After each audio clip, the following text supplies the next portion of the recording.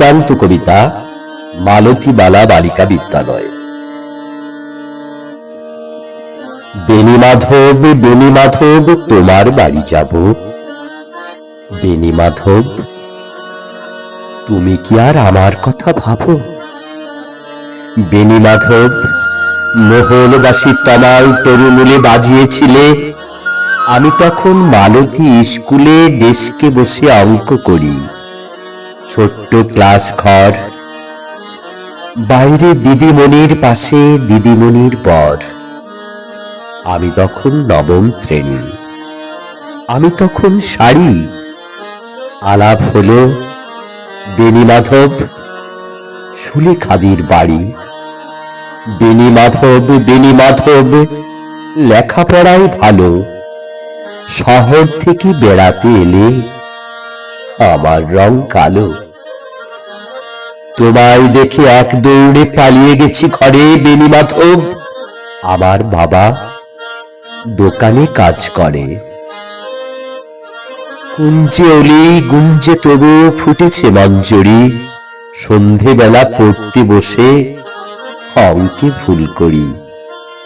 আমি তখন নবম শ্রেণী, আমি তখন 16।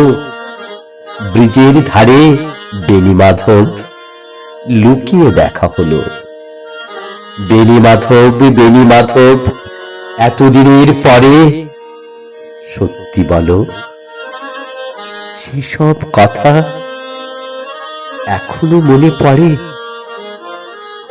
সেসব কথা বলেছ তুমি তোমার প্রেমিকাকে। আমি কেবল একটি দিন তোমার পাশে তাকে দেখেছিলাম, আলোর নিচে অপূর্ব সে আলো। স্বীকার করি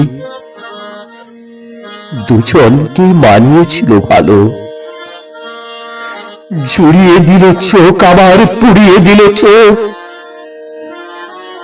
বাড়িতে এসে বলেছিলাম ওদের ভালো হোক।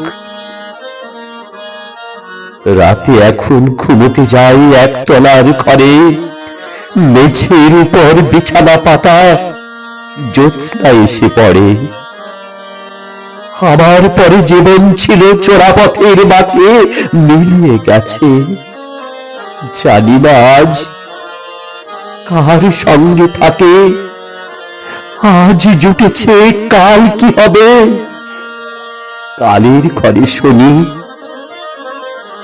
আমি এখন এই পাড়ায় সেলাই দিদিমণি। তবু আগুন বেণীমাধব আগুন জ্বলে কই, কেমন হবে আমিও যদি নষ্ট হই।